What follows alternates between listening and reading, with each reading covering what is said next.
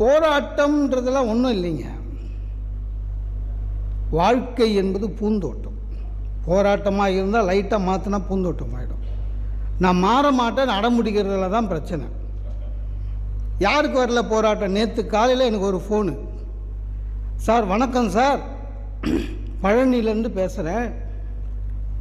பங்குனி சஷ்டிக்கு விழா வச்சுருக்கேன், நவம்பர் 3ஆம் தேதி. உடனே என்னை பேச தான் கூப்பிட்றான்னு நினச்சி கேலண்டர்லாம் பார்த்தேன்.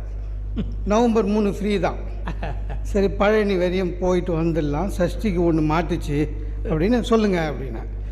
நல்ல பேச்சாளர் இருந்தால் ஒருத்தரை சொல்லுங்கள் சார்னா.